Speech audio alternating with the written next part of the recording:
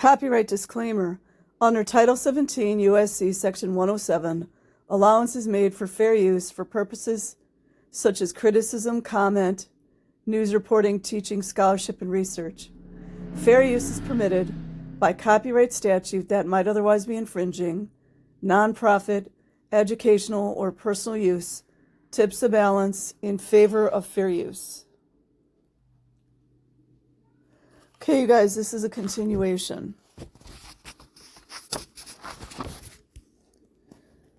The story of Araxia, translated from an email dated 25 June 2000, sent by Araxia, Perm, Russia, to the author, St. Petersburg, Russia. I, together with my sister and with my 2 adolescent children, daughter aged 17 and son aged 14, was in Clearwater, Florida, at the Church of Scientology, February through March 1998. More than 2 years have passed, but we still cannot forget the horror we experienced there. We are only just starting to release the memories of the terror.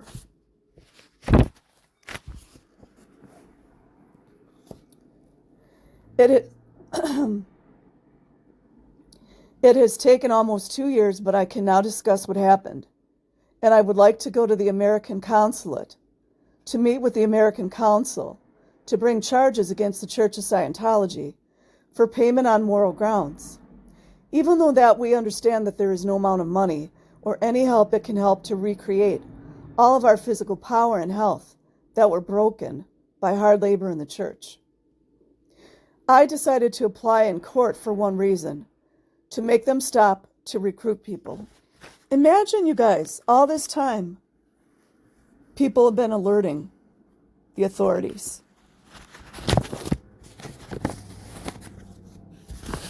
You guys know, we worked for free. The only thing we got was food and bed from 7 a.m. to 11 p.m. at night, without weekends off.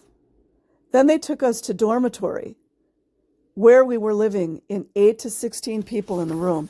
It's exactly what Rosemary said, Mike Brown's mother. Exactamundo. And that's also against the law, but they're not doing anything about that either.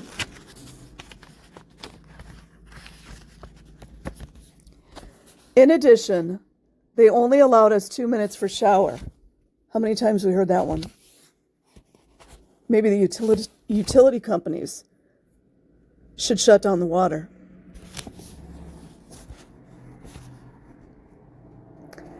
They only allowed us 2 minutes for shower. After that, they turned off lights. Cleaning of rooms also was our responsibilities. Cleaning of rooms was our responsibilities. The church did not have working persons, and all of our work was repairing and cleaning rooms, offices, and the hotels. For the public was our job. For the public was our job. And little Tommy Cruise doesn't know anything about this, right? Come on. The cleaning of kitchens and washing dishes in the kitchens were also our responsibilities. They were, because these guys didn't speak English and then they had their passports, I mean, they could just do whatever they wanted. However, the most horrible thing was that they forced my 14-year-old son to work during 2 weeks at nights building a stage for a concert hall. See, this is what pays the LAPDs and the Hemet police all their hush money that the government has signed off on. Without any air conditioning. During the day, he and other men were allowed only 3 hours to sleep. That's why I would just want to add in here, you guys, a lot of people taunt these Scientologists. I don't think that's fair to do. You guys do not know what they're going through. Now, yes, we know there are abusers in Scientology. Not all of them are abusing. And sometimes when we see them out there working their asses off, they're only allowed like 2 or 3 hours of sleep. And they're probably not eating that great either. So we should have compassion. He and other men were allowed only 3 hours to sleep, and then they were taken away for work. I could not recognize my son. He did not understand what was happening at the rare moments when I saw him. He had a dazed look, that's a Scientology look, and did not seem to care. Before our departure, his temperature rose, and he could not understand where I was taking him. It's probably delirious. All 15 hours of our transatlantic flight, my children did not eat and could only sleep because of their exhaustion. You guys think the governments don't know this is going on? Come on. When the church recruited us in Ekaterinburg, they told us that we would live together, the whole family. That's the bait. And they will pay each of us $50 per week. And what we will have weekends, holidays, and at any time, we would be allowed to leave back to Russia.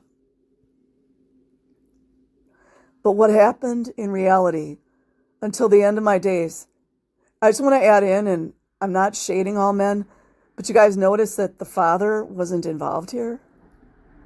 This poor mother had to raise her kids by herself. I'm just saying. And maybe something happened that I don't know. Until the end of my days, by the laws of the church's organization, I did not have the right to visit the room of my son and other men, and vice versa. They did not pay us what they promised for the time we were there. I received $23. They did not give me money for the trip back to Russia.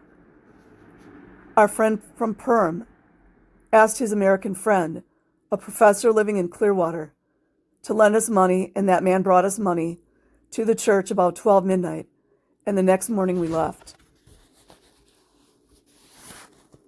So there's good people in the world, and they didn't need a foundation. Practically no one has the opportunity to leave from there because nobody has money.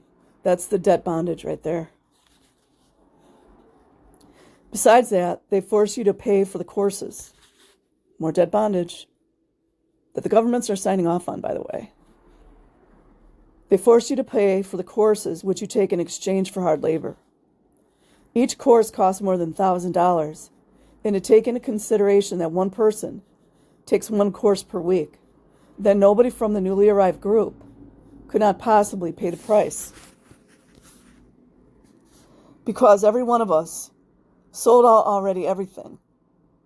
They had just to come to America to be at the church.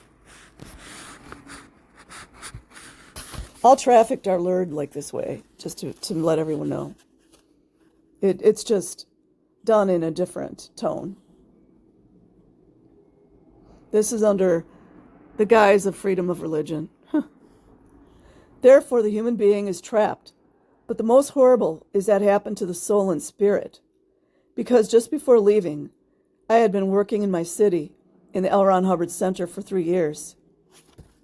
And I believed with all my heart and soul that I was doing the most generous business on earth. Then they told me that they need me at Flag, and what could I help all people on the planet with my contribution as a Scientologist. I was ready to make a commitment. The result was a horrible disappointment.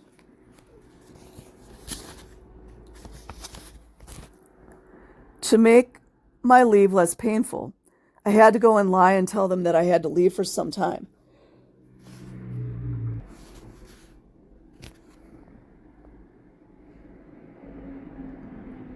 Because the father of my children did not approve that the children would leave, and now he insists that they return to Russia. The church staff locked me in a special room with security, and they forced me to sign a statement in writing what I had committed sins against the church.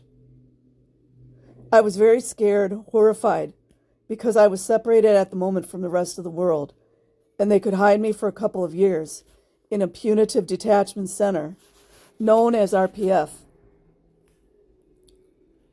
And my children would never leave the church. At that moment, I was ready to write and sign anything they wanted. They gave me to sign 15 or 20 pages of documents where I had been told I would never, ever be able to talk publicly against the Church of Scientology. Moreover,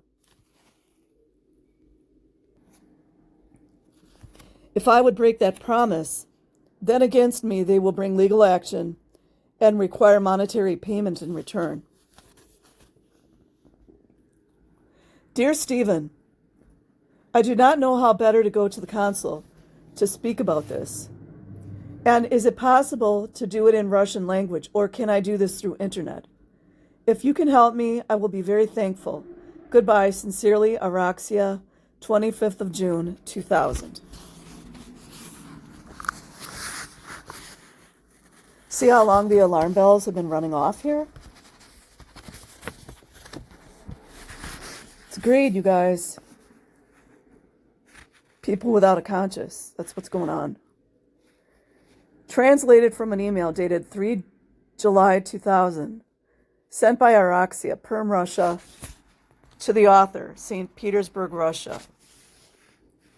Good day to you, Stephen. I just found out that you are going to the U.S. consulate for a meeting with the consul, and I want you to let him know or ask his personnel to contact me. I also ask you please give me the email address of the consul in St. Petersburg, because I am going to correspond with him to discuss the terms of bringing legal actions against the Church of Scientology. Tomorrow I will wait for you a detailed letter of your visit to the consul and about what actions I have to make. See, she was advocating for herself and her children. If there is the opportunity to bring charges in the USA from my name just to make the process faster, then I would be very glad and thankful. I do not want the crime done against my family, and me especially against my 14-year-old son David, would be left unpunished. When recruiters recruited us, they trained my children how my children could answer the questions correctly. What's that called? Coaching, just like Jan Eastgate did? You know, in regards to the child that was sexually abused. You know what she got? She got promoted. That's what she got. Could answer the questions correctly at the U.S. consulate interview, and what to say if asked when they would be doing in America. Like the INS doesn't know this is going on, right? Come on. Everyone's just going along. They promised that there would be good schools and that the children would study there. They knew that I wanted to leave David with my mother because I wanted him to finish school in Russia. My mother was crying a lot and she asked me to leave him with her. See, her mom knew. But the recruiters knew that if I would leave him at home, then I would come back, which they could not allow, and therefore they told me that the school in the United States is better than in Russia. We believed them, and for the consul's question as to what the children would do in the United States, they answered that they will study. Indoctrination, anyone? However, when we arrived at that place, he did not study even one day at school. LAPD's fine with that.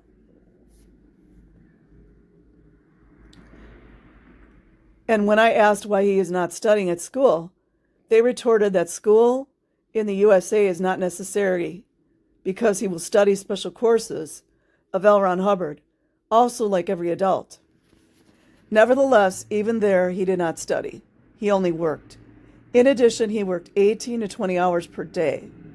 In addition, other children who were engaged in this labor were much younger than 14 years. See, I blame the Scientology adults for that. Like, we have got to stop giving them a pass on everything. For example, Andrew and his little sister, Paisley, who were from the USA. I already wrote to you that a mother has no right to visit a son's room. This was written in, in an instruction letter of Hubbard. And we did not see each other for many days. It's isolation. The only chance we had to see each other was when we came together for meals. about leaving the place and going somewhere else was forbidden. Everything was done according to schedule, and my son and I had our own separate schedules. Each thing we did was watched by security. The circumstances of this horror are obvious.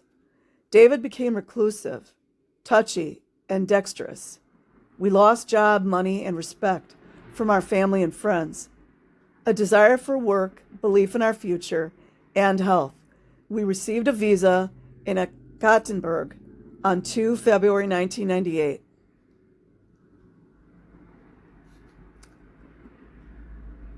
Contact the author of Visa R1 and R2. Therefore, dear Stephen, we need your help. You can send me correspondence through fax or email. That is all. Good luck. I wait for your answer. Sincerely, Araxia, 3 June 2000. I'll continue later.